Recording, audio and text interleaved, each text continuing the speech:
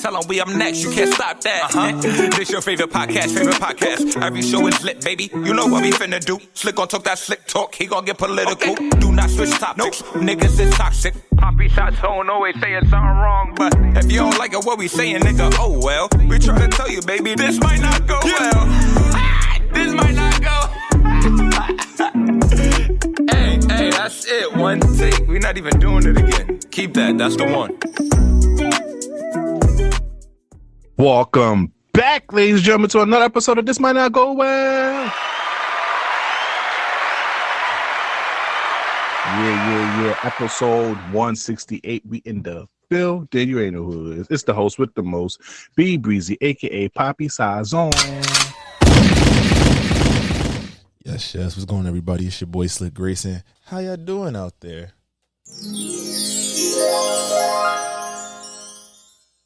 Yeah. You already know what you got to do. Please download the Alive Podcast app on iOS or Android. And please follow us on all social media at This Might Not Go Well. If you're any brand new deals, business opportunity, please email us at thismightnotgowell@gmail.com. Episode 168. How you doing this week, brother?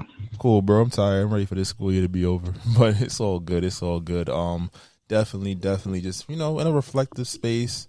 A lot has happened in the calendar month of the last 12.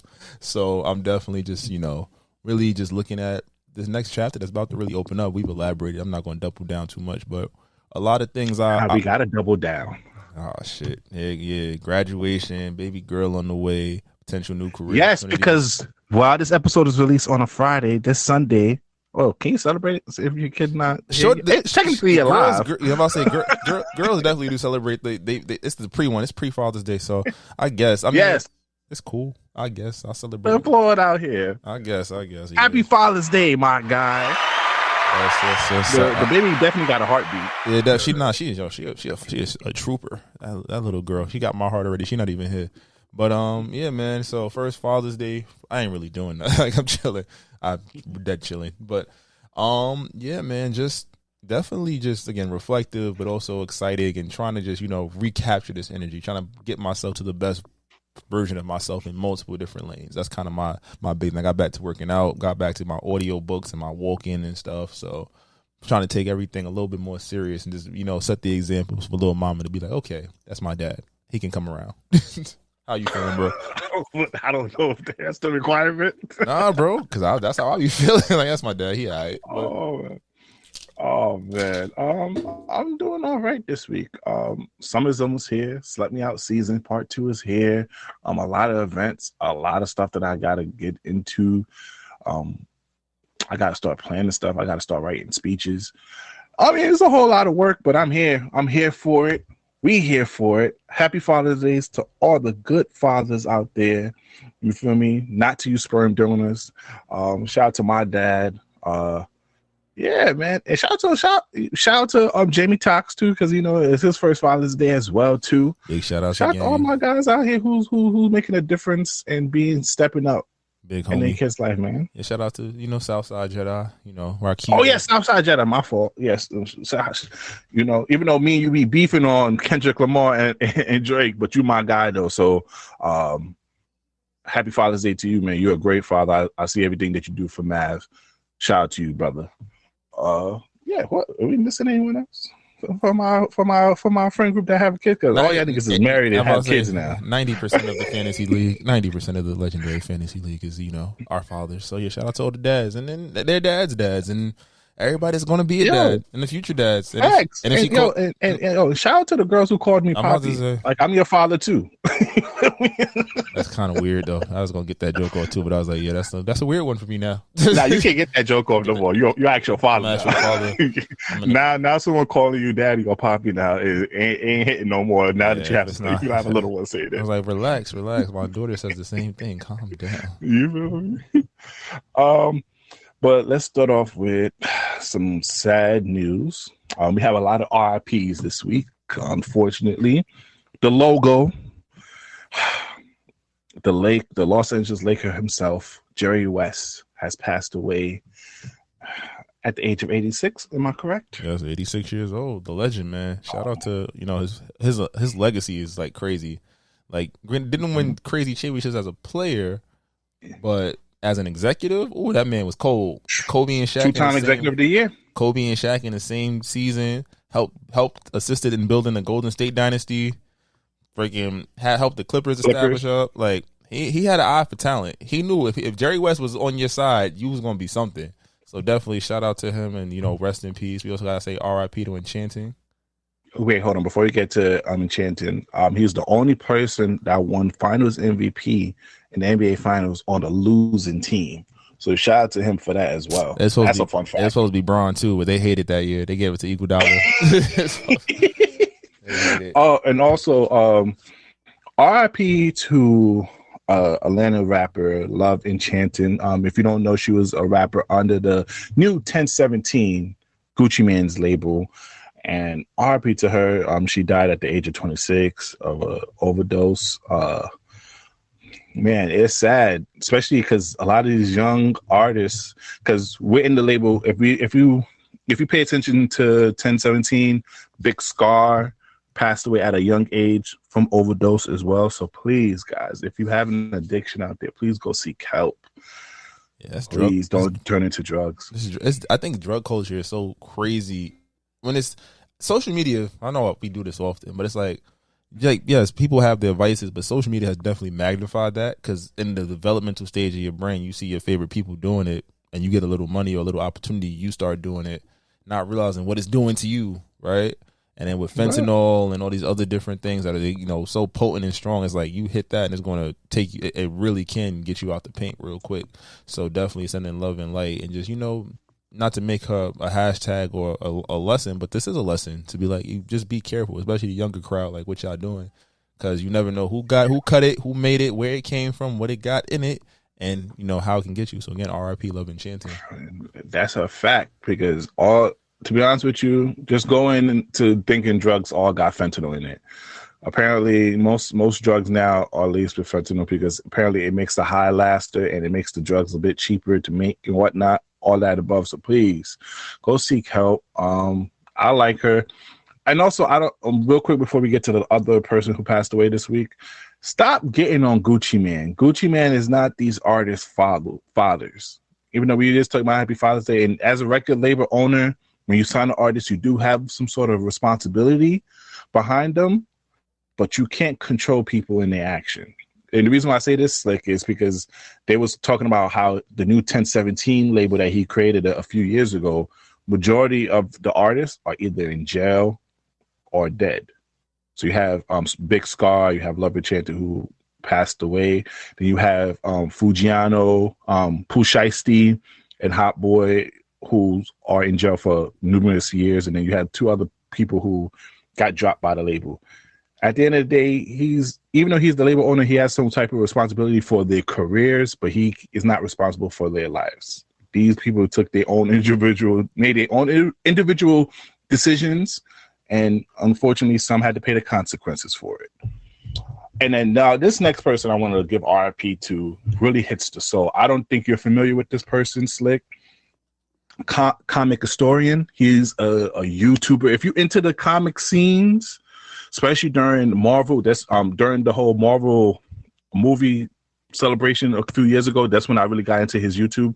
But he's a YouTuber who covers a lot of bit of comics, and he covers not only the main comic storylines, but he also do the alternatives, and he breaks them down. And because you can't really do comic reviews online like that, because they will sue you or block it or copyright it. So what he do was he took the page and he narrates it. So yeah, in the page you see the image, but you won't see the words, and he would just narrate it. So you will actually be able to read comics that you didn't have access to. So shout out to him, RIP to him, because as a YouTuber that I really was watching for a long time, still subscribe to him, and that kind of hurt my heart too, because I fuck with his content. And then also in sad news as well, Slick, this is your political Slick era. The Oklahoma Supreme Court dismissed the Tulsa Race Massacre case. How are your thoughts about that, Slick? Did we expect anything different? And I think that's, again, like, I don't want to seem to say, you might want to change that. You violated that word. But I don't want to, seem like I'm just disenchanted or disinterested in these topics. But again, a lot of these things, they go to, these lawsuits, things like that, these calls for justice for black people, they go through the media rounds, like they're politicized, but in the end, the courts have no intention of upholding these lawsuits, right? You can say something is bad, but you can hide behind the fact that we didn't do that. That was 100 years ago. That was before our time. There's so many mental precedents that people can put in place to justify what happened. Not justify, but justify not repaying or, rebuilding the cultures that have been destroyed as a result of racism in this country. You feel me? And I know we always go Holocaust, like, even the current Israeli-Palestine situations, like all terrible, terrible things. But the difference in those situations versus situations that involve black people, African Americans, is that there is aid, there are laws, there is support that are given to these affected groups. And with black people, and again, people say, yo, pull yourself up by your bootstraps, my granddaddy did more with less and this, that, and the third. It's like, you saw that picture that's been circulating all day, like $80,000, and then if you want to have a lifestyle of $80,000 per year per salary from the '90s, that's $225,000 or something like that currently, right? Wow. Think about that for the amount of black people that were given poor schooling, non-nutritious foods, access to inadequate housing, right? So you gotta get out the mud, trying to feed families, trying to feed 3-4 kids. Broken homes, no two-parent household in a lot of these situations, right? All of this occurs and happens, and then people just look back like, oh, you could do it. You could make it out. Mm-hmm. But we disregard the historical ramifications of decisions that were made for our grandparents, our great-grandparents, which told us that we were nothing. It was legal for us to freaking go to school to know how to read. We was getting killed. You feel me? That's a fact. Black Wall Street was established during a time where black people felt like, hey, we can't get it with you, we're going to get it for ourselves. And they were finding success.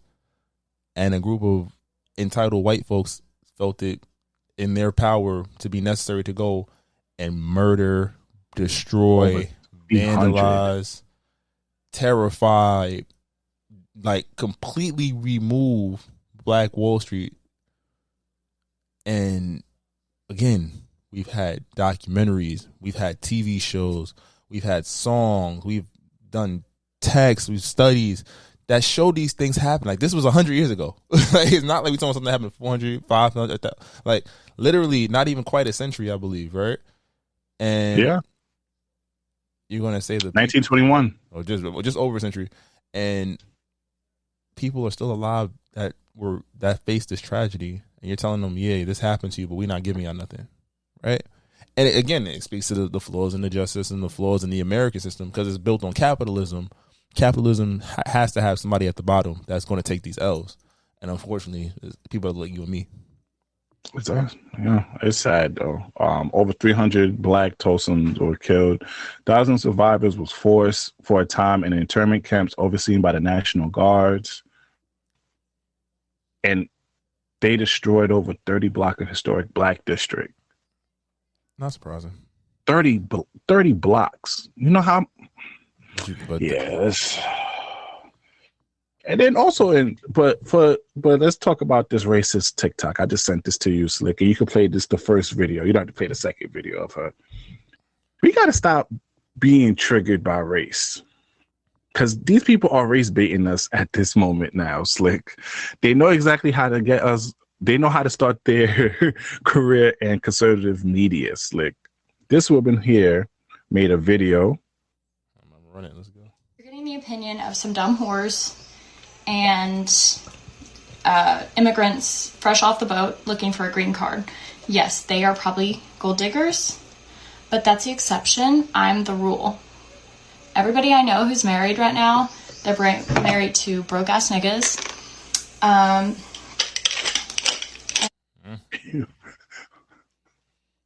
Why the fuck we got it straight? What's going on? Now, she got fired from her job, respectfully, which found out that the job was headed by a Black woman, which is kind of crazy for her to even say that. But after that, Slick, tell me how she started popping up on a whole lot of conservative media, Slick. and now she wants to start her career. And then after news of her getting fired, she tweeted out this slick. Thanks, Black community, for helping to launch my new career in conservative media. You all played your roles well, like the puppets you are. And it's fucked up that she said what she said, but she has some merit to it. Because we just boost her up and gave her viral moment to start her podcast or YouTube channel and start spreading news. What's your thoughts about this, Slick? Well, I'm gonna start with this. Just coming off of the last little soliloquy about the Tulsa race case. Black people are hurting, right? A lot of people are hurting. I'll give you that. Somebody probably heard them. Like, yeah, we're all hurting. Black people are historically hurting because they have never been given a fair shake in this country, right? In order to find a fair shake, it does always come down to who you know or what you're willing to do for it. Now, stay with me. We're gonna weave this all together really nicely. I think it works in my head at least, right? You get to situations with social media, and I'm bringing back social media again because it's probably the one place where there are a lot of people, but Black people specifically, can create and cultivate brands where I'm not talking about the numbers and the money, but where they feel important, right? On socials, you get likes, interaction, have conversations. Somebody in Istanbul can tell you you're beautiful right now. And then from that, influence, right? Influence, and then meant this little thing called cancel culture, where during the heights of the George Floyd situation, the Trayvon Martins, and all these crazy cases of police brutality, professional discrimination, so many different topics, right? We've seen people be, hey, this person said this or they like that. Let's cancel. Let's get it out of here. But now it's kind of become a game because we've seen, yeah, you might have called me a porch monkey. I might report you and get your ass, fired from your job. But then you on Fox News. Then you on, a right-wing pod, a YouTube show, even some left-wing shows where it's like you're discussing your point and like, oh, I wasn't racist. This is how I grew my culture, right? It's creating platforms, and cancel culture is a joke at this point. To her point, like, yo, y'all are putting me on, but they're monetizing pain. Yep. And that's the toughest part because it's like, yes, as a Black man, it hurts that, what's the common word a lot of racists use when they tell me, oh, what's up, my nigga? It's like, wait a minute, hold on. Like, as a teacher, when I hear it, I'm like, like, I get it. Like, I understand. I'm from where you from. I get why y'all use the word. Y'all don't know the power behind the word. Because in my private life, do I use it? Yeah. But at the same point, it's like, yo, you're using it and not even understanding the context and the power behind it, right? You don't even have the respect behind it. Like, yo, I don't even care. Like, and Juneteenth around the corner. Bro. So it's one of those things where, again, you're taking a space where people feel like validated and important because, again, like-minded, you could jump in, even though Elon done killed Twitter. X is not Twitter. Let's keep it a buck. Wait, hold on. Real quick, I didn't know how to put this in the docket, but shout out to Elon Musk. Not now. Not likes private. Sorry. Not now. Ahead. Yeah, that shit was fire. But that's not the point. The point is we're going to continue to see stuff like this because, again, when stuff like this happens, the only place a lot of Black people feel like they have power is on socials. And the people probably didn't even think about it like that. Like, yo, I'm popping here. I got 200, 300,000 followers. Like, hell yeah. This person did this. Yo, y'all tagged. Look at this crazy ass video. Who is this person? Da da da da da. And it's like, yeah, it's that sense of community and engagement, but we're not really doing. That's not changing the day to day. Especially seeing what happened in Tulsa. Facts. Oh man, and then now it is Men's Mental Health Month. Men, go seek therapy. Go get your mentals right. Go take that day off this month. But it's like this situation didn't help out with Men's Mental Health Month, man. And it saddens me about this next topic because I actually mess with this person's content. So as you know, Power is out.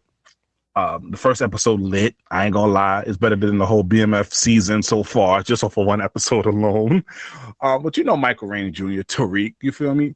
And I'm gonna call him 22 because that's his nickname in the streets. So 22 always tapped in the culture. He's been on multiple streams. He's been on Kai streams. They show the Shea Frost. He also messed with Tylil. They met before. They're cool. So Tylil, Ty James. He's Casanet's friend, and he always been on social media. He always had viral clips. So he started streaming himself. And what I like about Tylil is he was sort of becoming the Kai Cenat of New York in a sense. He started having a lot of artists pull up. He had Cash Cobain, Chinese Kitty, Geo. He started building up his own fame. Well, 22 came up there, and he introduced, because if you know Ty James, he has a big family, and he always like to show off his family and let his family meet the celebrities that come into the crib. So 22 came through, and I guess one of his sisters sexually assaulted it. It was sexually assaulted. I'm about to say it was a guess. She that grabbed his beef right on stream. Right. So first it was a good hug, and then all of a sudden she came out of nowhere in front of the kids and strict grab homies. And he felt uncomfortable, and then after a little 10 to 20 minutes, he left the stream, and it led to a lot of outrage online. A lot of people calling out Tylil and his sister. What's your thoughts, Slick? It sucks because it's like, again, you say the streaming culture. It's like it's bridging the gap. It's like filling in that space for media that you might have had back in the day from like TRL, 106 in Park. So it's like it's been a really powerful platform for people to come together, right? But if stuff like this happens, and it's like we've seen. This is like the first time with a dude, I feel like. But there's been several videos of like actually, no, it's been several videos of like inappropriate contact, inappropriate things happening on both sides, on streets recently, like between Kyle, a lot of different brands, right? And it sucks though, because it's like, as a young man growing up, and like Michael Rainey's 22? Is he 22? How old is he? Yeah, I think he is 22. Yeah, he's 22, right? His nickname. I'm coming through. It's probably not a comfortable setting. He's probably used to being in professional settings and things like that. You go to a stream, it's like, yo, my interaction with you is 23. Like 23, right? So my interaction is like, you just straight grab my beef, like unprovoked. A man can say whatever they want. I know 50 was making jokes like he didn't really say that. It's not that. This, that, and the third. Like, as somebody grab your beef unprovoked, you're like, yo, what is happening? What? Like, that's something that you like can't mentally prepare for. It doesn't happen. It doesn't happen. Even if you famous, like girls is reaching, if you singing, like you be at the I gotta disagree with you, gang. Somebody's grabbing your beef randomly. How many times you have beef? Not my beef per se, but there I have grabbed ass. You personally witnessed. You didn't witness it, but it happened at something at your event. I've heard, but I'm also saying like, and that made you feel uncomfortable. And I think about somebody grabbing your beef though, especially off of, I'm just giving you reached in for the handshake, got a hug, like she like palmed you, shit. Like what? Like shorty, especially this is gonna sound bad. But I'll say, especially if I'm like, then that's what the law of attraction, because it's like, yo, from a dude's perspective, I like talking about from a dude's perspective, like, yo, you bad? Okay, hold on, wait a minute, this you on timing? Like you might write it off, but if I'm not attracted to you, that's bad. Honestly, I'm at maybe if I was younger, if you was bad, I'd think about it. 23, but 23 or older, I ain't gonna lie, I'm not with that, because I ain't gonna lie, when shorties just want to give it up to you just real quick off of no work, I'm a little suspicious. I'm like, nah, she's trying to line me. I don't know, maybe it's the Brooklyn in me. Slick, maybe if I'm wrong. She's trying to do. If you were single, she's doing her part. And shorty just, you feel me? If you were single, a bad shorty just come out of nowhere and start grabbing your beef, you gonna hit? How single am I? Nigga gonna get lined out here. I don't know. Maybe it's the Brooklyn in me, bro. But you giving me pussy and I didn't put no work in? Like, but I'm just saying, I didn't even say hi. Think about the reaction you would have versus a girl you would at least deem attractive versus a girl you wouldn't. Oh, yeah. That's what I'm saying. That's my point. It's like, yo, at least if I'm like, yo, wait, hold on, relax. It's a conversation. If it's just like, yo, what? Whoa, Fiona, relax. Because they expect us to be on that type of time and all the time. Yeah, nah. Oh, guys are always horny. Guys are always no. It's a lot of dudes. Yeah, there's sometimes I'm horny, but I got some level of a standard. You feel me? You feel me? Like, I feel for the young man. I'm not gonna just pop out like that. I feel for the young man though, because he definitely put out a statement. He definitely is just like, I'm sure process it, but it does happen. And I think it's just like, again, in this current, especially in this current era we live in, it's like everything is seen. And we are men's mental health month, yes, but we're very big in how we, address feelings and feelings of discomfort. You feel me? Yeah, no, and I do want to prioritize 22's feeling in this, because he was the one that got sexually assaulted. But I also feel bad for Tylil, bro. Yeah, because I fuck with all of them. But all you see online, and he's not the one that did it. All you see is online is Tylil's sister, because a real fan of him, you don't really know the sister's name. He put them sometimes in it, but you don't really know their names too much. So all you see throughout the news media is Tylil's sister, Tylil's sister, Tylil's sister. So his name is getting brought up, and now he's not able to stream, which is stopping his bag. And one of the stuff that he's in the Bronx right now. So one of the reasons why he started streaming, because he wanted to get money to get a house for him and his family. You know, he has mad kids. I mean, he has like mad siblings and all that. So you really see someone get it out the mud. And we're gonna talk about the Kai, Druski, and Kevin Hart stream later on, but he wasn't able to attend because of what's going on in the media. Mind you, he could have got a bag off of that, because if you don't know how the streaming stuff work, they also coincide with YouTube. So they do the stream on whatever streaming platform, they cut clips up, upload it to YouTube, and that's a lot of revenue. That's a lot of line of revenue for him. And Kai does that for him whenever he attends the stream. So Kai just had a record-breaking stream with Kevin Hart and Druski. He's eating off of that.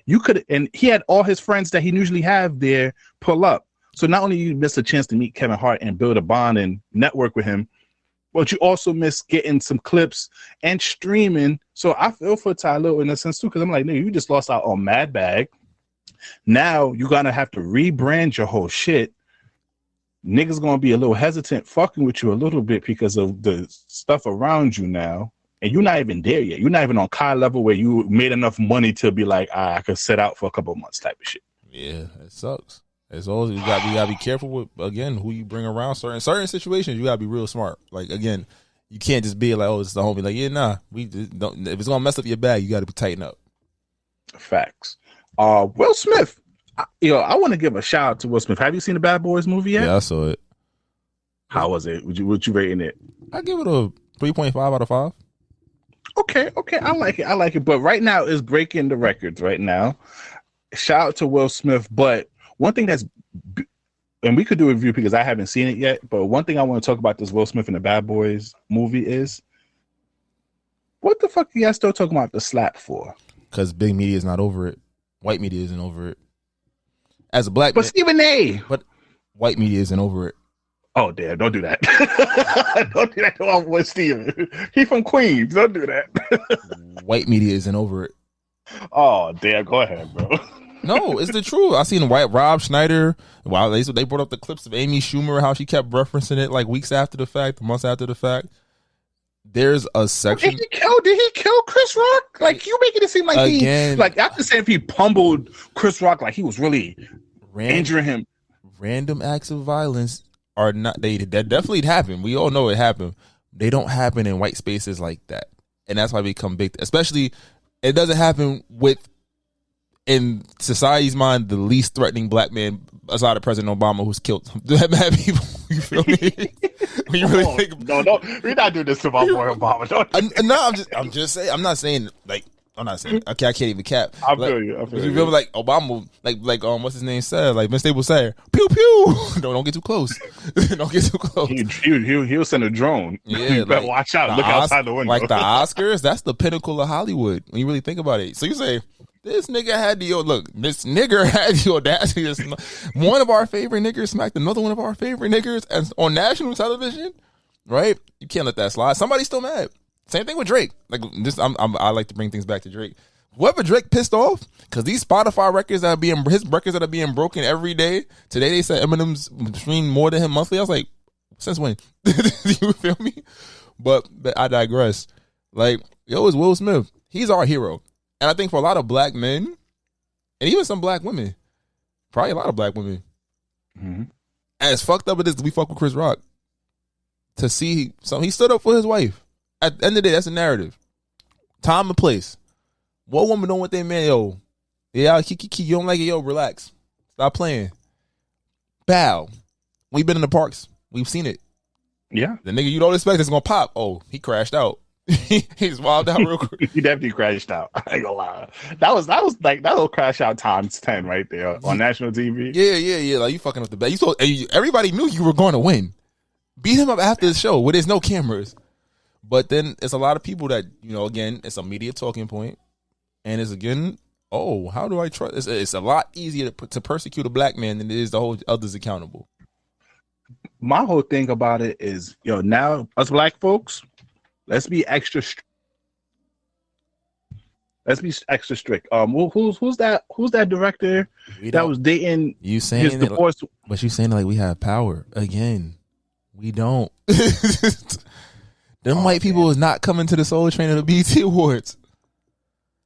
The biggest, if you really think, even in that event, is the Will Smith shit is even so a little heartbreaking for black people because that was one of the Oscars that was directed and orchestrated by another black man. He smacked him during the award for a black documentary. That shit definitely set us back. Man, but come on now, you banned him. Chris Rock made his joke. He got his get back. Let bygones be bygones. And also, I want to shout out to Will Smith and Martin Lawrence because the media tour that they're doing, I have to highlight it so much. They are only your movie, but they also giving a spotlight to black media. I seen them go to the Carmelo Anthony podcast, 7 p.m. in Brooklyn. He's done stuff with familiar with Kevin on stage. He's been in plenty of black media spaces, and he ain't canceled on this side, Slick. Fuck cancel culture when it comes to Will Smith. I think that's the thing though, because I think he realized it. Like, yeah, he tried to drop Emancipation afterwards. It was like, yo, that audience that you were catering to, trying to get chasing this Oscar for the last 10 years, it's gonna be a while. Oh wow. If ever they allow you back into those spaces. And how do you get back into those spaces? By being undeniable. And you become undeniable by creating that aura about you. So yes, I hit y'all with Bad Boys. And the fact, there's a scene that references the Oscar situation. You were like, oh shit, he really did that? Right? And it's like, no, we bring a box office. Let him drop another, let that I Am Legend 2, that other, whatever else he's gonna drop. He's with Michael B. Jordan? He's gonna go on a run. He's getting these numbers up. So if he continues to do that and Hollywood's like, yo, he's still a bankable leading man, they will give him a shot. And then all it takes is he's gonna have to do that Good Morning America sit down interview. He's gonna have to pander a little bit. He'll be back. He's got 6 more years on his band. I want I Am Legend 2. I want Hancock 2.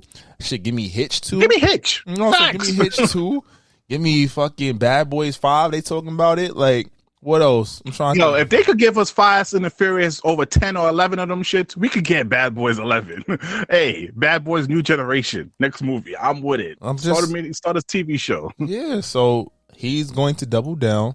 Shout out to him. Shout out to Marty Marr. I know everybody was saying he was sick. His best friend just died. And you think at the age that they're at that point for black men. I know black women, y'all go through a lot too, but at black men, our circle will be notoriously small. We might have a lot of acquaintances, a lot of people we call friend, but those real true dudes you've been riding with for 30, 40 years, black men dying at 50. You losing somebody. Statistically speaking, sis says this is morbid as fuck. Our friend group in the next 30 years, we might lose some soldiers. We don't know who. And that can be draining. That's a fact. These are some of your day ones. So they could say sick, they could say clone. They also be like, yo, I'm grieving and I gotta. He didn't have a stroke. He cleared that up too. He did not have a stroke. Yeah, he said he was high as fuck, and that's when they took him to the hospital. But shout out, everyone watch Will Smith. Stephen A, we're gonna get all about you for the WNBA later on in this episode. But Stephen A, I ain't gonna lie, bro. I'm trying to understand where you're coming from with some of the topics that you're choosing, but bro, Stephen A is a genius. Yeah, he knows how to. He keeps the lights on. He knows what to do. Whenever you think it's a dry news day, he gonna do something or say something or allow somebody to say something that's gonna have him on shows like this with all over the country. People's gonna talk about it. So that's a fact. And then real quick, I want to talk about the Bun B. I know it's been a minute. If you don't know, during 2019, someone tried to break into his home and actually held his wife into gunpoint until Bun B was able to get a gun and not only shoot him but beat him up and get him arrested. Now, the person who did that got sentenced to 40 years recently. But my whole issue with that is a lot of people are getting that Bun B for taking a stance in court for this home invasion. And I just want to say, all you niggas who have a problem with what Bun B did on that stance are sucker ass niggas. His wife was held at gunpoint. She already suffered from anxiety before that, and anxiety afterwards.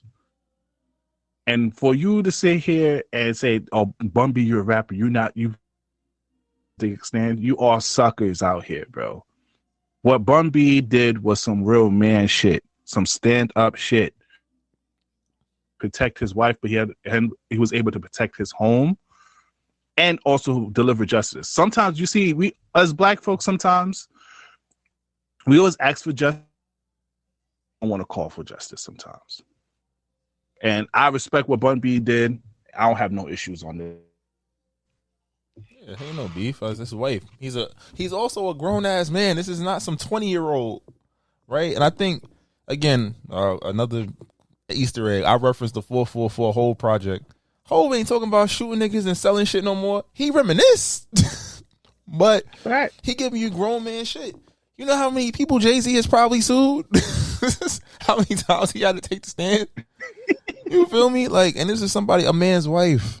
When you know real love, when you know grown man shit, when you really on your grown man, you will want to protect your family. You're going to protect your chicken. You're going to protect your peace. And that means, yo, I got to testify to make sure this motherfucker that tried me in a situation, I'm not, like, I've done this person no wrong. You just trying to get a come up. You deserve it's no street shit. Yeah. It was like no revenge. It wasn't like he was into it with the nigga or anything like that. If they were still repping gang. No. He was upstairs, mind his business. His wife opened the door. Dude barged in, put a gun to your wife's head. And luckily he was there, because what if he wasn't there? And homeboy had full control of the whole situation. What was you gonna tell his wife? Yeah, people don't be serious. Yeah, but on to other news though, real quick, just for us signals out here. Juvenile officially got a back that ass up day in New Orleans. I'm officially labeling this as a Sigma day for all us niggas out here. Slick, you dropping for? All right, June 11 in New Orleans is officially back that ass up day. Shout out to Juvenile. This nigga over here. Well, shout out to Juvenile. He's going on tour. I might want to purchase a ticket to that, because I need to see. I need to hear slow motion, because that Tiny Desk shit was fire. I need to hear slow motion. I need to hear. I might have to see him in concert. But Slick, let's talk about the record-breaking stream. Did you see clips of the Kevin Hart, Druski, and Kai stream that happened recently? I've seen a few. I want to watch the real highlight, the 2-hour long John. Yo, Slick, these three motherfuckers need to be in a movie. I need to see them in a type of project or something, because bro, this was the most entertaining stream ever.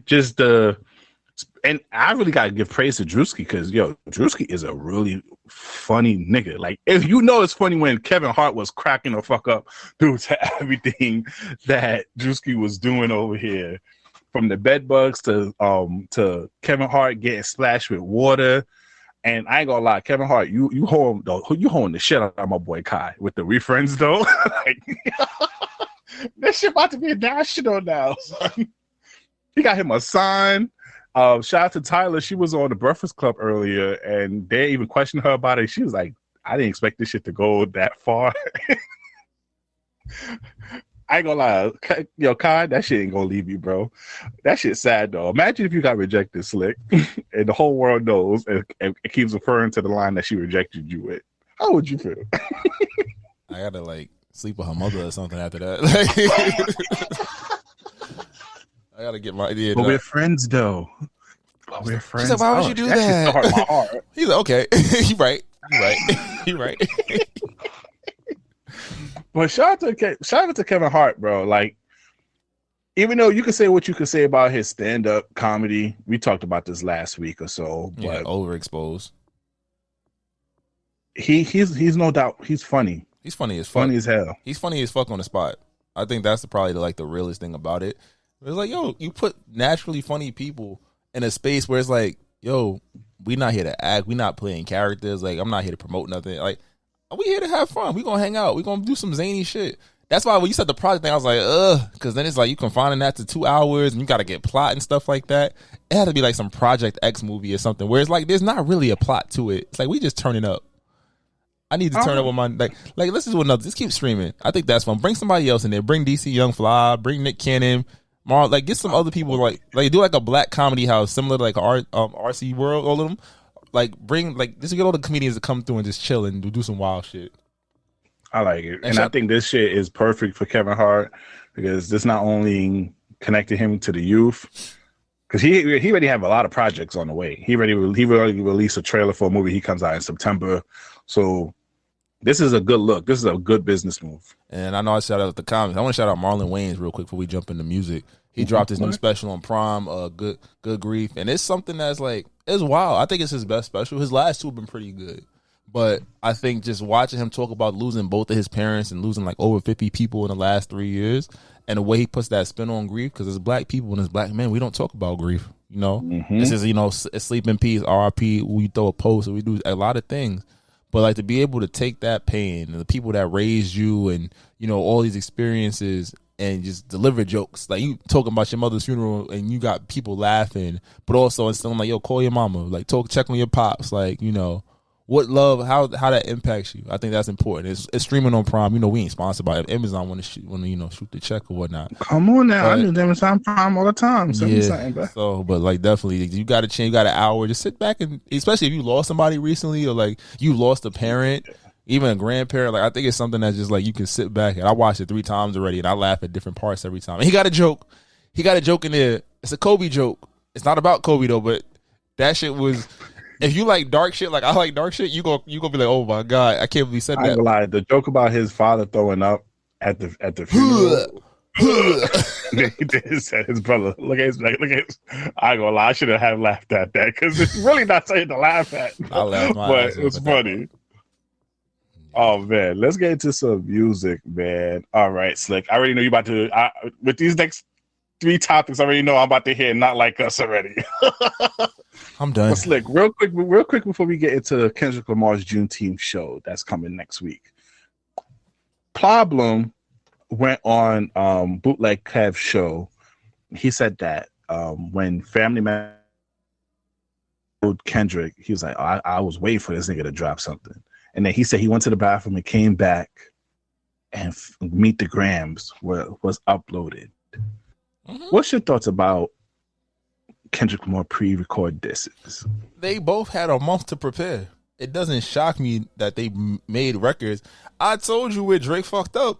He didn't have enough ammunition. He loaded everything into one take. He hit us with the first 2 joints. That was him playing around. He thought that Family Matters was going to be enough, and then Kendrick stepped on it. Because even I've had this conversation with Rakibo this week. It was like, yo, bro, Family Matters is a good song, but Kendrick stepped on it, so nobody cared. Nick, I've been listening to that shit besides Not Like Us, I go back to that. Even though Euphoria might be one of the most perfect diss songs ever, but we're not doing this debate.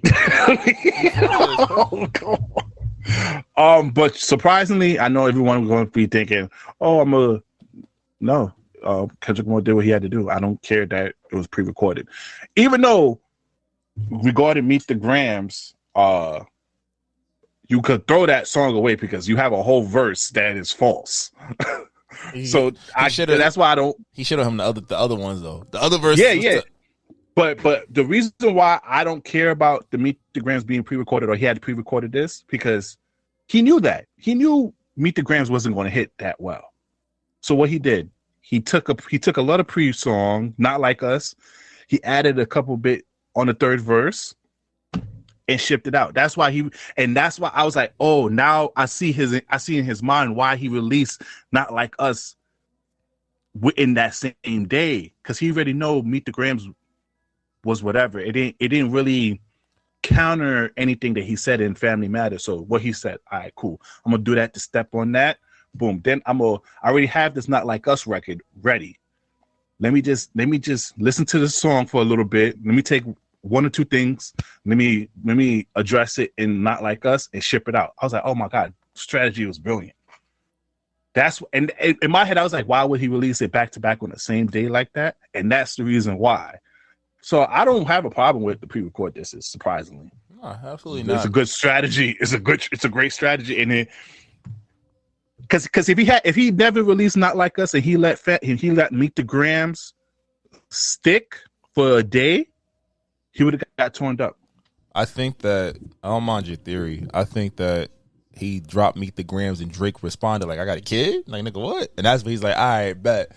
I don't think Meet the Grams was, it's a good diss. It's just like you said, it doesn't have, it's a old school diss record. Like, I'm not trying to hit this on the radio. I just want to shit on you. But he's like, oh, word? Oh, that's the part? Hold on. We're going to double down on this pedophilia. Pause. That sounds crazy. But no, but I think he had Not Like Us pre-recorded already, and I think he already had that for the direction Drake. He did like 10 records. He just added a little bit to the record so it could make it seem like it was relevant, which is a great strategy. I applaud it. To be honest with you. Got him. Got you, bitch. I ain't gonna lie, but Drake still out-rapped this nigga bar for bar. I don't care. I'm still holding strong on that hill, on that ledge. But what's your thoughts about the pop out with Ken and Friends? That shit about to be lit. Slick. That shit about to be lit. And he gonna play Drake. I know you don't. I know you want to be mysterious with your move. I know you don't want to do moves that wasn't done in the past before because it probably might be looked at as corny. But nigga, pull a whole 50 Cent move, my nigga. You should be. What's $1 million to drop? Purchase all the motherfucking tickets and make that shit empty. Especially when I found out that shit is going to be streamed on Twitch. Drake, buy all the fucking tickets. Matter of fact, you don't even have to buy all the tickets. Buy all the front row tickets. Let all the outside tickets in the forum. Let all the fans get the tickets that's in the stands. The ones that's next to the stage. Buy all that shit. So when it gets streamed, that shit looked empty in that bitch. If that was me, if I was Drake, I would drop $1 million quick. What's $1 million to Drake? I would have done that. According to what's his name, homeboy from Gamma, nothing. If you was Drake, Slick, would you do that?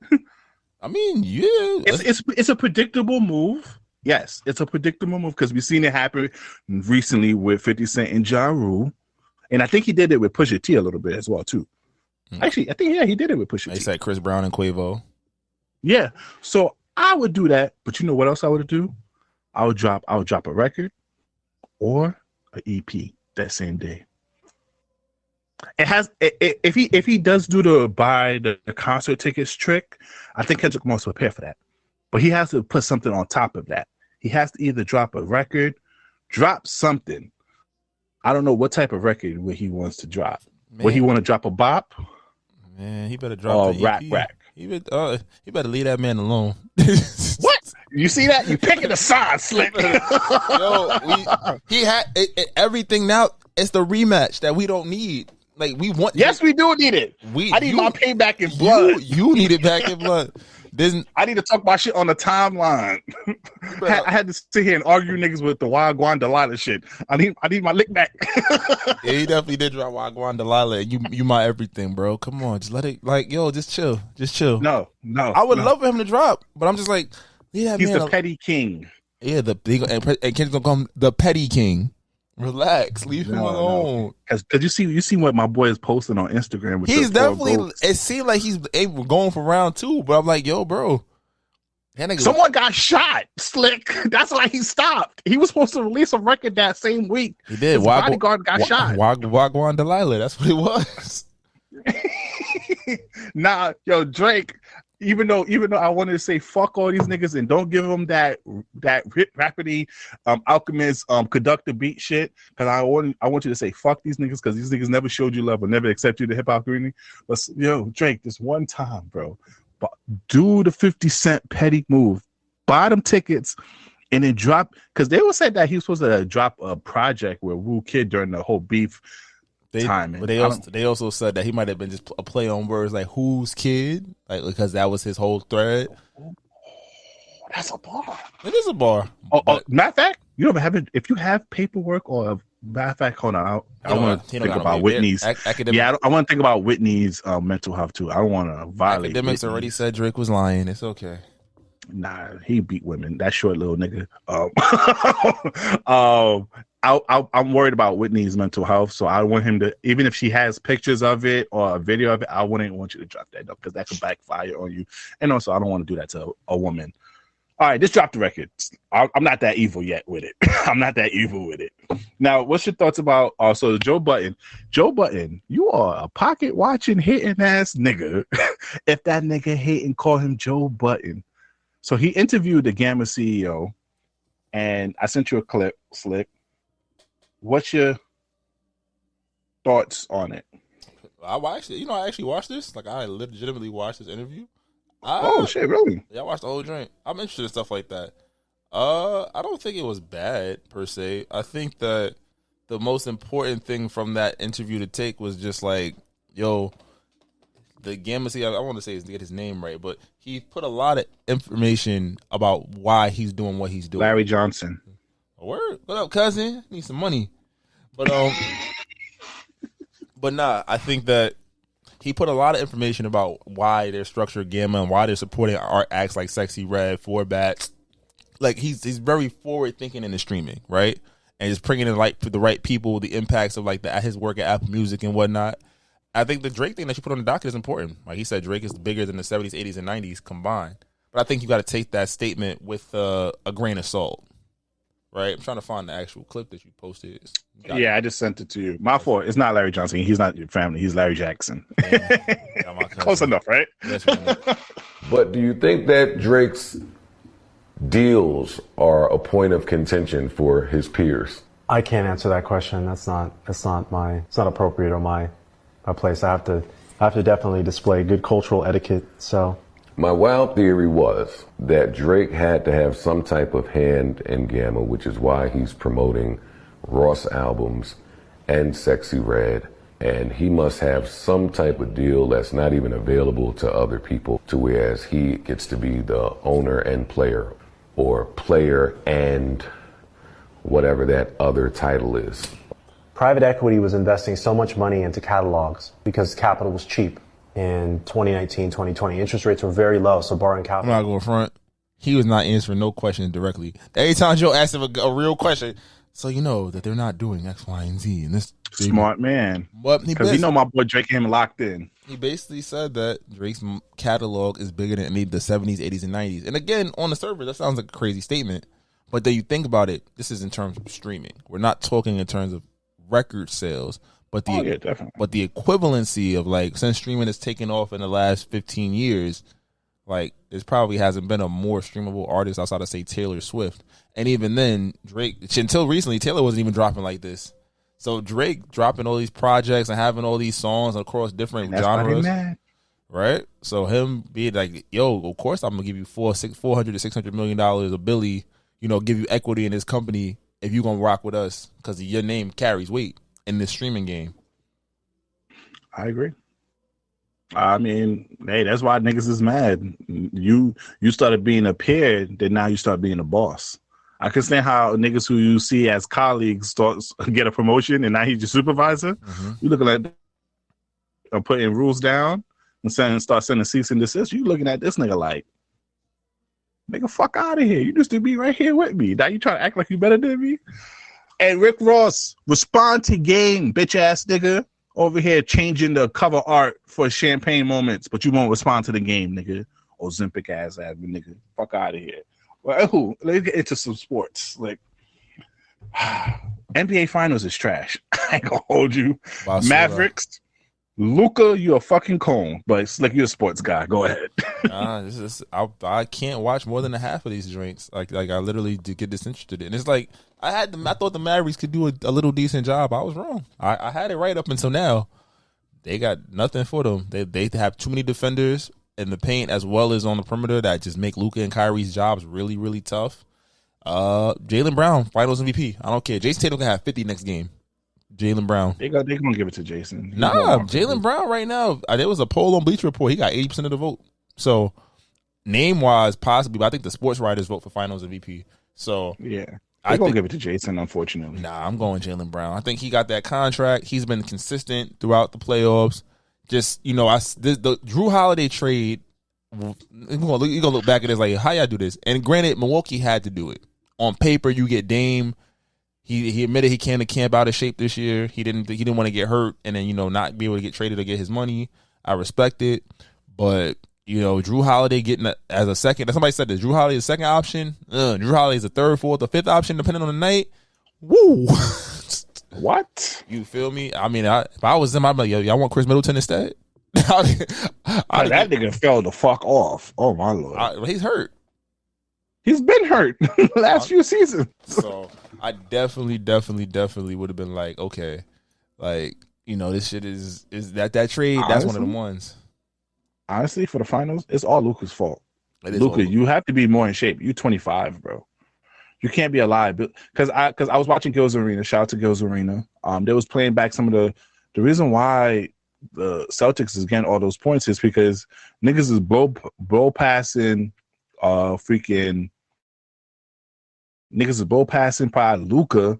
So while they blow passing Luka, niggas gonna have to step up to defend other folks, and then he end up able to pass it or go straight to the rim. So it's kind of like you're putting more pressure on your defense. So Luka, you gotta do better, bro. If you do lose in this finals next season, you better come back ripped and shred, because you're a liability, and people able to pass right by you.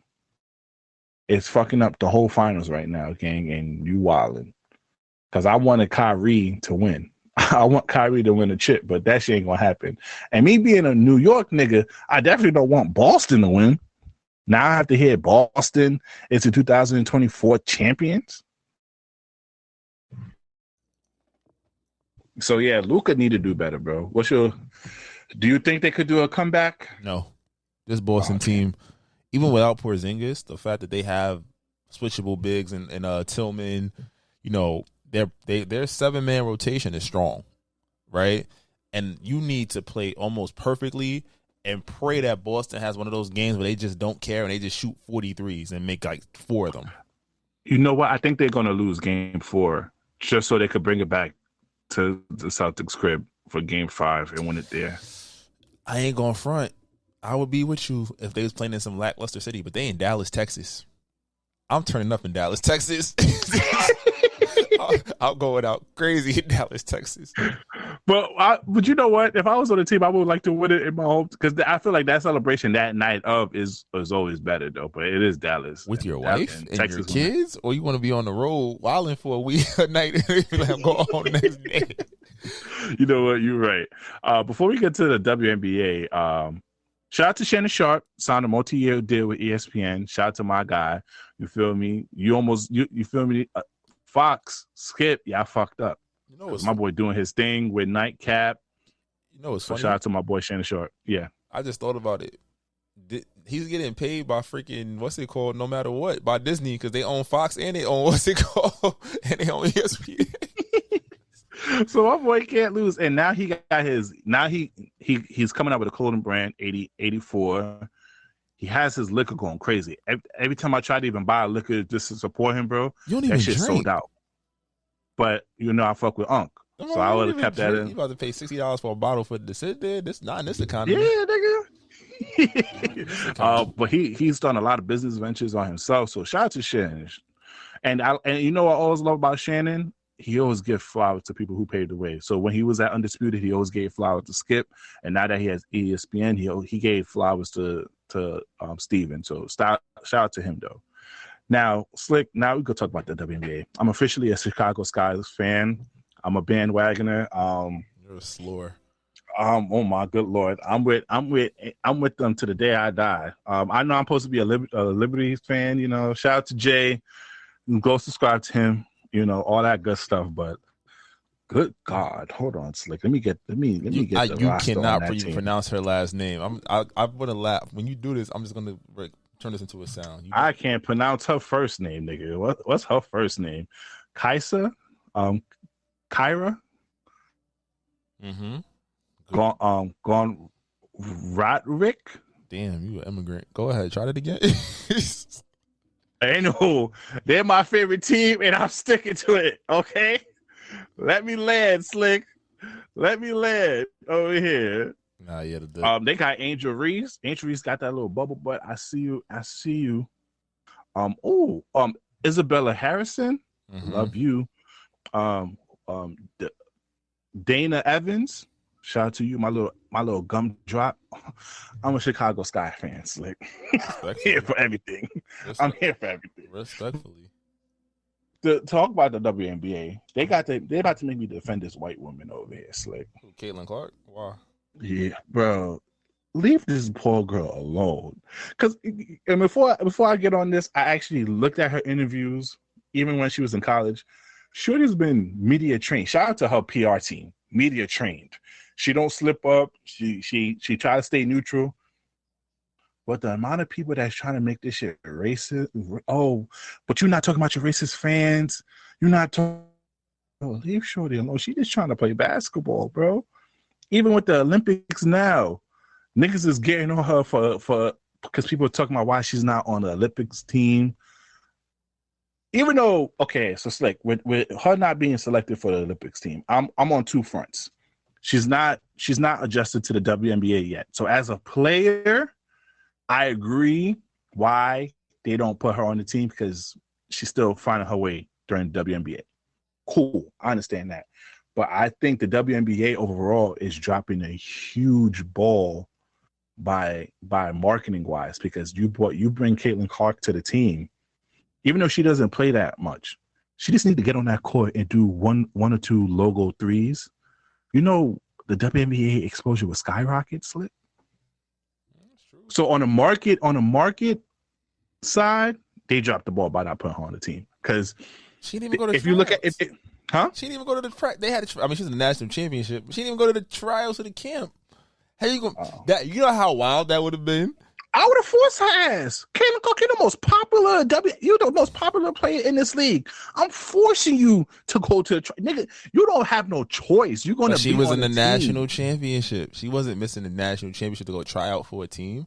And they wasn't gonna hold the spot again. She putting up decent. But Slick, she's the most popular person. I would have forced tryouts. You automatically got a spot on the team. You and your millions of viewers is going to see us there. Now, I understand. You know, the goal for the WNBA, the Olympics team is to win gold. But let's be honest with you. Besides two teams, they smacking everybody there, and they've been doing that for the last 7 to 9 years, bro. Can we be honest? For the 7 to 9 years, the women's Olympics team has been slapping everyone. There's only 1 or 2 people that give them a little trouble. Letting Caitlin Clark have the tough spot ain't gonna do that much, Slick. Actually, it's going to do you way better. And this is why I want to talk about Slick. Be careful what you ask for. I said this the last episode. Y'all wanted the exposure. Y'all wanted the amenities, the benefits, and all that. But what I'm seeing right now is y'all hating how y'all getting it. Y'all hate that y'all getting everything that y'all asked for through this white woman. And I know it's upsetting because it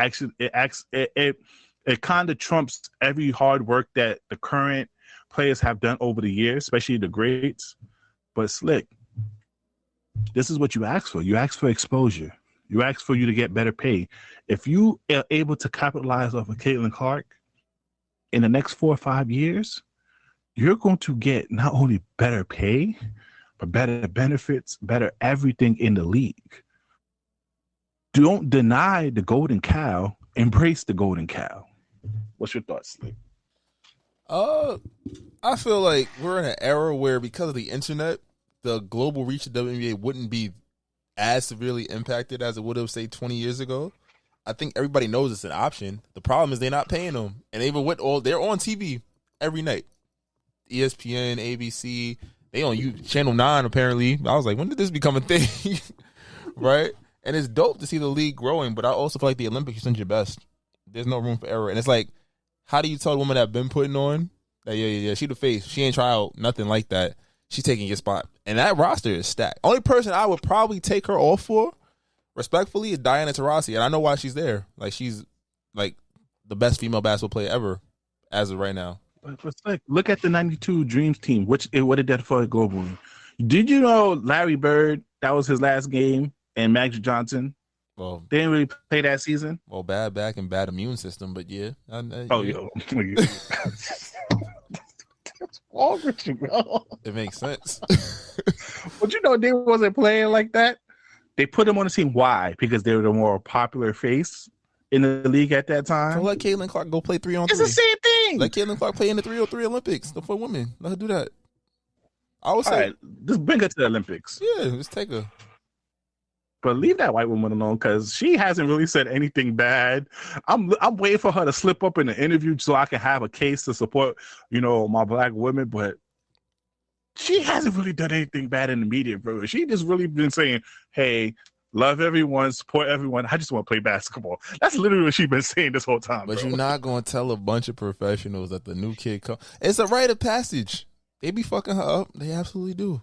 But it's a rite of passage. You either built for it or you not. Because when you fight back and you start dropping them 30 balls, it's like her freshman year all over again. And she's still averaging, 18 points, 6 rebounds, 6 assists? Those are great numbers. One of the fastest rookie to have, 100 points and 100 assists, some type of stuff like that? Something like that. She on my fantasy team. Angel Reese. Shout out to Angel Reese. She's leading all the rookies right now. I got to shout out to the black women as well. Angel Reese. She's also a lot of rookie who got 100 points and 100 rebounds.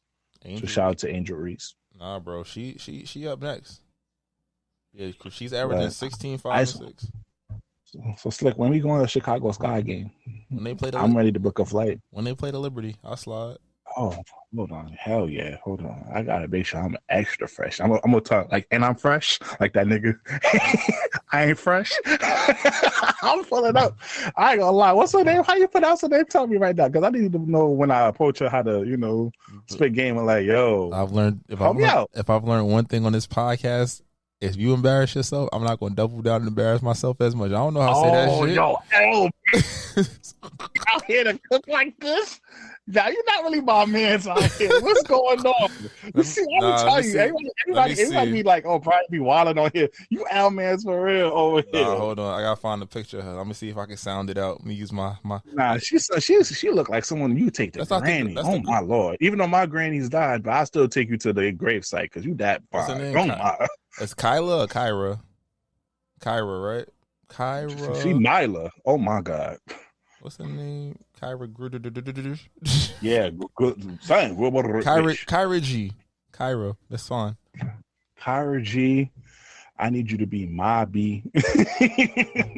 You look like a mommy. Oh my lord! And shout out to you, Isabel Harris. I'm fucking with you too.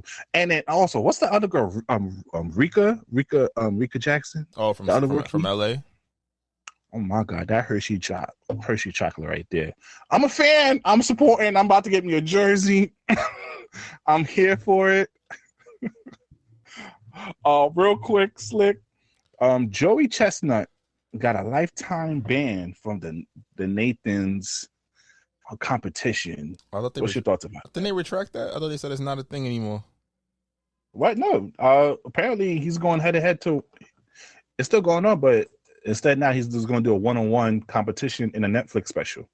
Oh, because he wants to be. So he's still banned, but he's just not complete because of a deal with a rival brand, Netflix. So they announced a hot dog eating contest that will feature Joey Chestnut and his fiercest rival. Oh, he going against Kobayashi? Kobayashi. Yeah. Kobayashi was the man. They had that, what's it called? What was it? True Life? Remember True Life on MTV? I know I got excited. Sorry. So it's a live Netflix special on September 2nd.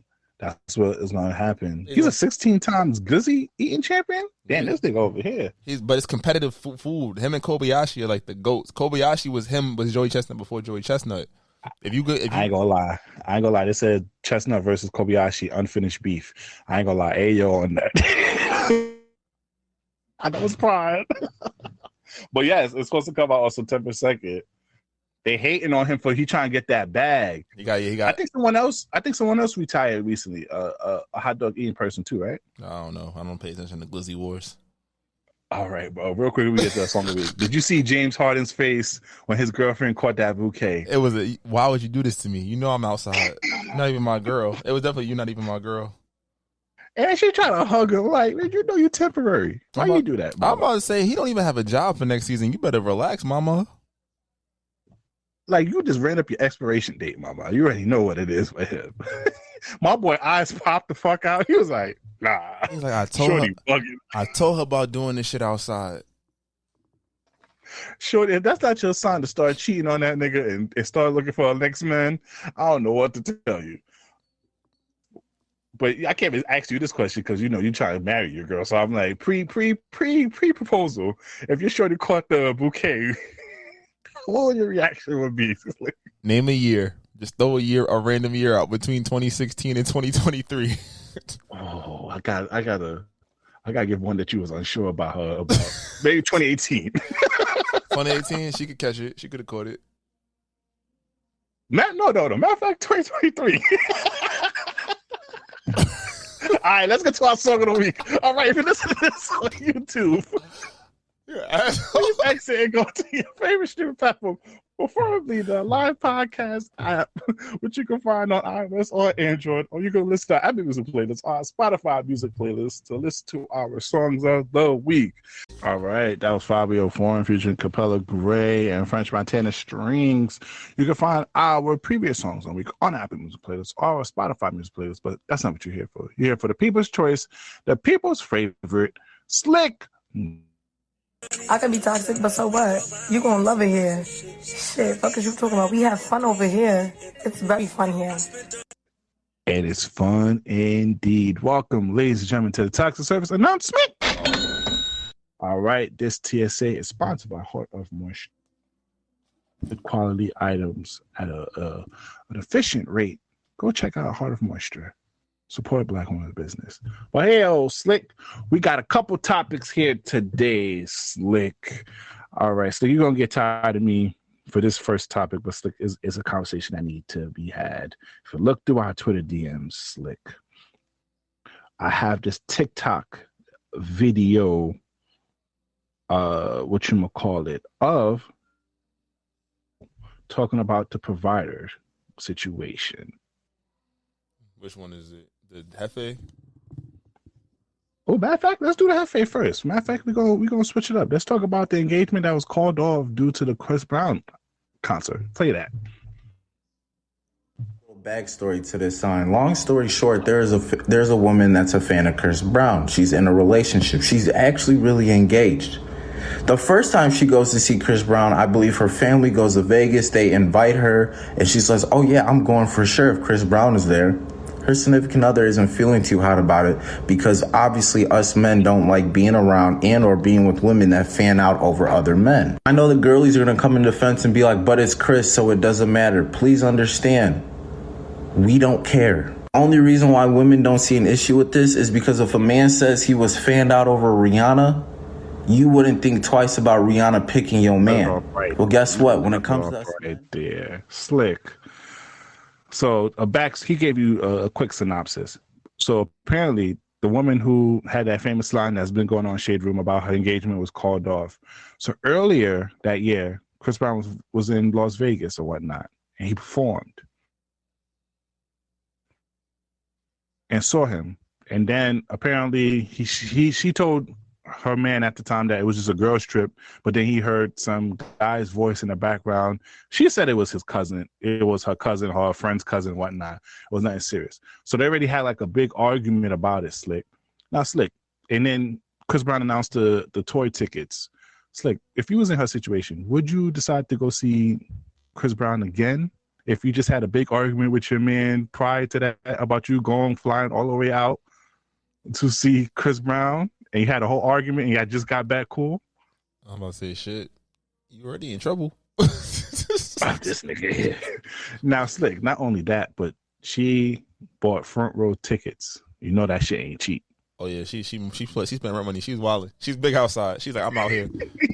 I'm big outside. So my boy was basically like, but she deleted it after a while because niggas was getting on her like, yo, how the hell you not only embarrassing by having that sign and getting called out by Chris, but then you got on TikTok and made the whole story time.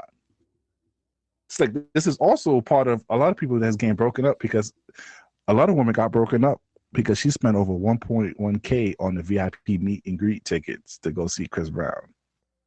What's your whole thoughts? Because this is your favorite artist of all time. Stick up for your guy. What did he do? He didn't do anything wrong. This is that's an unhappy home right there. Shorty said, I'm going to do it rather whether you mad or not. But what he do have to do with that? It's not like he piped. And if he did pipe, what's she going to say? It's Chris Brown. That's what be her logic. She going to say it was Chris Brown. as a guy, I fake get it, but I'm like, I'm not going to trip about it. Like, go ahead. Just know when I go see the girls on my list, I'm wilding. After the Omar Lay. But I ain't gonna lie, seeing your girl super fan out on another person and end up spending over $1 because a nigga like me is like, yo, you couldn't even cover that coffee over here. You making me pay for them. You paying $150. You paying a band to go see a lot of nigga and do a couple pictures with this nigga. What's wrong with you? Hey, just know when my list had a concert, I'm right there on my 1.1. And my son, go ahead. I'm be right there on my 1.1. My son, we're gonna have a great meet and greet.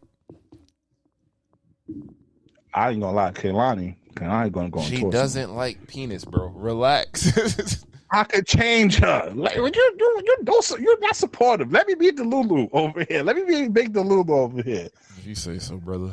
When she be making her promo video, I think she looking at me for, you know, she could see me from the other side. And also I see all you other niggas who I know personally liking my comments when I be commenting. Let me get my thirst shit in peace. Like, niggas can't be thirsty in peace now, bro. What's going on? Oh, word. Because I be telling her, come home, the kids miss you, and niggas liking it and be like, yo, Brian, why you let me get my shit off over here. Let me get my shit off. Do what you do. Do what you want that makes you happy. Me leaving thirst comments on Kehlani's page is my thing, okay? Let me rock. Man said, stop coming home and the kids miss you. What's wrong with you? No, me and the kid miss her, okay? She out here touring, going all wild. Like, I need you to come take care of us over here.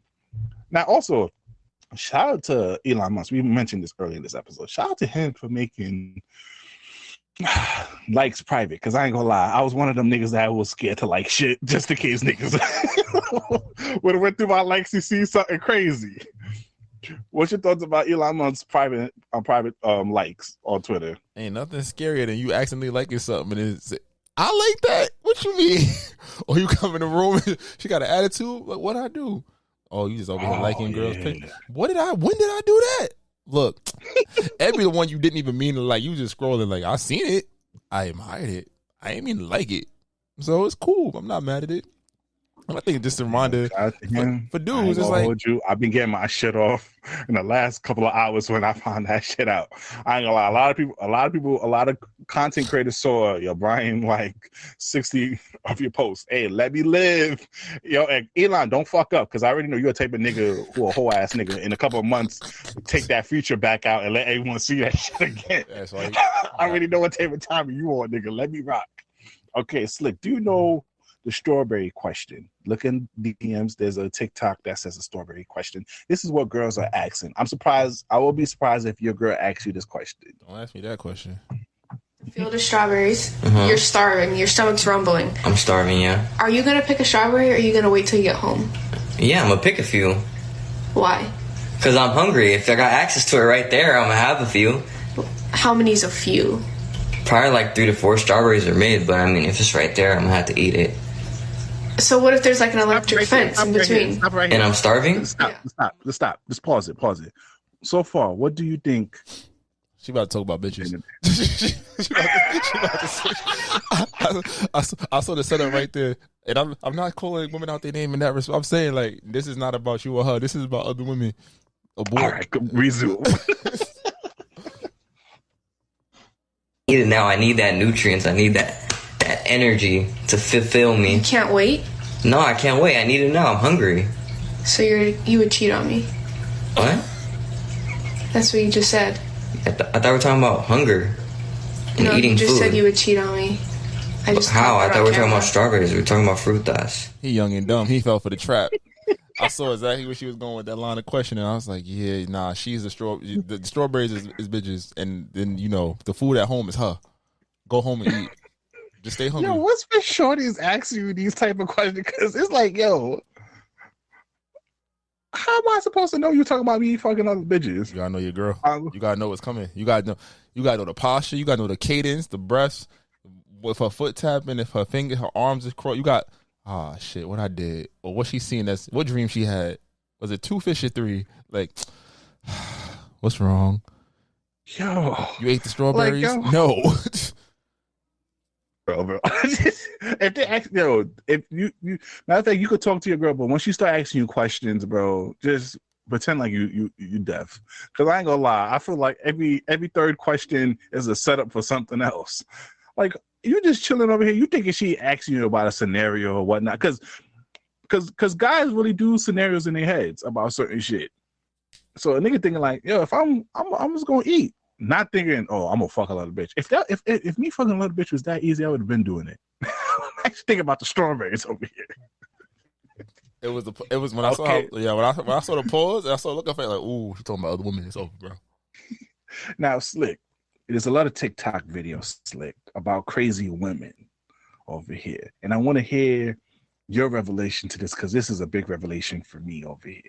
All right. Female friends, or be the only dude within the group of females, you get to see how stupid their decision making is. Like, you really get to see it. Because I love my homegirl, so all that guy code shit go out the window. But one thing I'm not gonna do is hate on the next man. I don't want to see my homegirl get hurt. I don't want to see her get betrayed. So I'm going to give her the play-by-play playbook. I'm going to show her the defense and the offense. Now it's your job to get the job done, ma'am. And these bro, I'm with him. I don't mean to call my women the B word, but Slick, the stories I can tell you this from the past 2 to 3 months of just me talking to my homegirls, and a certain shit that they put up with, Slick, with from niggas, has me like, yo, y'all legit don't have a brain up there, or y'all don't. Slick, I literally gave this girl play-by-play of what this nigga's gonna do, how he's gonna manipulate her. Tell me how she ended up being a side chick. I told her, I don't want to expose her business, but that shit pissed me the fuck off, Slick. I be looking at women like, why am I? And maybe, you know what? This maybe I need better women. I need better female friends, Slick, because this is probably why I be having a stance on relationship. Because I be like, hold on, yeah, you making me jump X, Y, and hoop, but I seen a nigga that done less, get more, and put you in a compliment position over here. And you giving him more, but you want me to come 6 figures, 6 inches, and 6 foot, and do X, Y, and Z, and be provided for your dumb ass. I can't do this, Slick. I can't do it. I can't. My friends not have to come for me too. You know, don't come to me for no advice. I'ma laugh. He did what? For real? You don't say. Oh my God. And I'm gonna bring this one friend up because she knows I've been telling her ass better come up here. And I'm about to, and I'm when she come on this episode, I'm gonna get on her. But is that one friend that be calling you a lot about advice? You give them advice, but they don't do whatever you want. They don't take it. And they just want to vent. I just realized girls just like to vent. They don't really like solutions. They don't really like to solve their problems. They just want to talk about their problems. And as a guy, women, if you listen to this, as a guy, that's the most pain. That's just the most irritating shit to ever do, to hear your friend complain about some shit and not do anything to solve it. Don't come to me more than once about the same shit. It better be a new shit that happened to you for you to vent to me. I love you women, but I don't know. Once y'all start getting dick down, I swear every time a nigga enters you, the logic goes out. Slick. That's how I feel like, Slick. Shit. And then lastly, Slick, before we get to our choose one, Slick, the latest TikTok that I sent you, Slick. This is an old topic that's reoccurring, Slick. But this shit been going viral on TikTok about these two couples over here. Let's see. You know, from what the sprinkle movement is, it's like men are expected to pay all the bills, men are expected to pay for all the dates, men are expected to pay for your nails, hair, all these things. In today's economy, it's like, why is that the norm? Why is that the expectation? What does a provider mean? In my opinion, a provider doesn't mean someone who's going to pay financially for everything. That's not a provider to me. I think you know, when someone becomes a mother of your kids or someone's raising, then there's a partnership that, you know, is communicated and talked about and understood. But it's like this sprinkle is all about the dating stage too. It's like that doesn't make sense to me. So this soft man era is a satirical play on this sprinkle, but a lot of men are making content around like, oh, I'm getting a haircut. So Slick, this is a topic that we've been talking about for a long time, Slick. But the reason why this is going viral is because of who this person is. So his name is Jalen. Yes, he dates a popular woman called Monette. She makes way more money than he does. And they was getting on him because he says that I don't provide for her via paying for stuff. I provide for her in other ways. And why the talk about providing for a lot of women in other ways are not talk about more than just bills. Do you not understand? They went on this woman's page and started bashing her man in her comment section. Slick, I just want you to play. We don't have to stay too long because we've been talking about this topic for a long time. Slick, play this last video on TikTok, and this going to sum up my whole thoughts about this whole situation. You sent it? Yep. No, it ain't come through yet. I don't see no. Oh, nope, got it now. Let me see. My fault, y'all. This weekend. Crazy. Y'all know that man didn't say anything wrong. All he said was, I'm not that type of provider. And what's wrong with this generation, what's wrong with that sprinkle, what's wrong with that city girl mentality is it's gotten too many of you with a misguided idea of what being a provider is, specifically for men.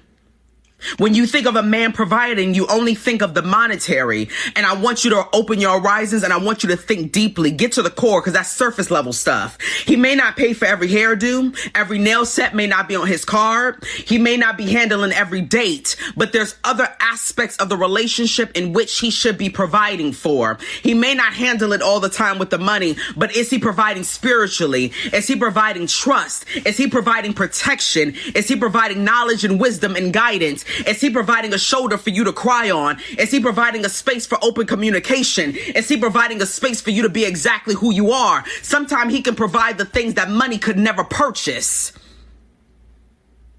Y'all are too consumed with money, and at the end of the day, y'all never even in relationship with somebody who got it.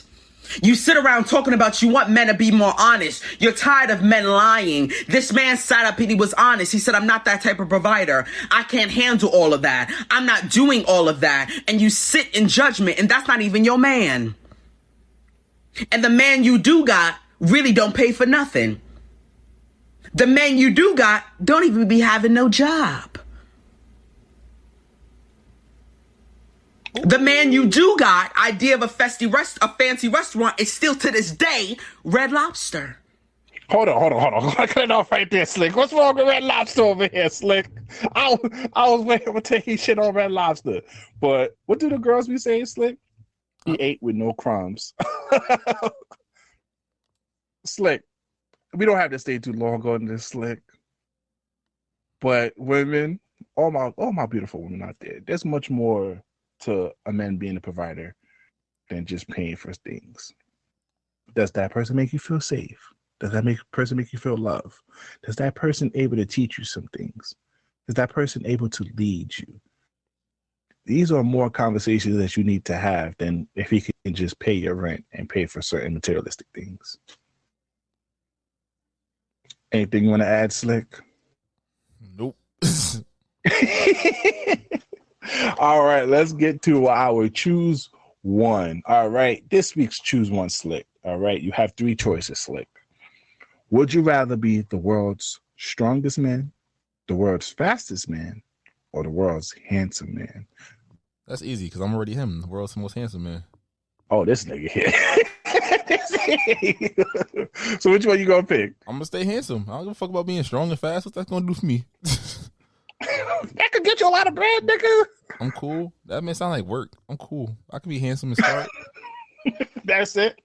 That means your girl gonna have to keep your ass locked inside. That nigga, you're not able to leave the house. I don't go outside as it is now, so I'm fine with that. No, that means you can't go to work, nigga. That means you teachers, especially the parents, throwing. Okay, watch it at the next parent teacher conference. Hey, Mrs. Johnston. Well, they coming after your ass over here. We'll see. I'm gonna keep it going though. My girl can fight. This nigga over here. I don't know. I would choose. I want to be the wrong strongest man because I mean I have to be like buffed out and shit like that. Go ahead, Mark Henry. Yeah, I can't do that. Looking like Brian Shaw out here. I can't do that. I ain't gonna lie, the world fastest man. I ain't gonna lie, I'll do that. Make some bread off of that. Yeah, you what? Be like the male version of Sha'Carri Richardson. There's no Haitian that you could be. Be the world's fastest Haitian. Don't do that, because niggas, yo, and also fuck niggas out here, because niggas keep playing that Olympic clip of that Haitian track nigga who fell. What's that one competition when niggas jump over that shit? The hurdles. Running? The hurdles. The hurdle. Yo, they keep showing that damn video. Yo, I'm blocking anybody that plays that Haitian video, that nigga falling down in the hurdle. Yeah, disrespectful. It is Caribbean American Heritage Month over here. Don't do that to us niggas out here. If you play that, you hate black people. That's terrible. All right, man. That's a good way to end this episode. Thank you for joining us on this audio journey. Please download the Live Podcast app on iOS or Android. Please follow us on all social media at This Might Not Go Well. If you're brand new to this business opportunity, please email us at thismightnotgowl@gmail.com. I'm the voice of Outside, Be Breezy, a.k.a. Poppy Sazon. It's your boy Slick Grayson. Y'all be great, and we'll see y'all next week. Takao. Try to tell them we up next, you can't stop that. This your favorite podcast. Every show is lit, baby. You know what we finna do. Slick gon' talk that slick talk, he gon' get political. Do not switch topics, niggas is toxic. Poppy shots don't always saying something wrong, but if you don't like it, what we saying, nigga, oh well. We try to tell you, baby, this might not go well. This might not go. Hey, that's it, one take. We not even doing it again. Keep that, that's the one.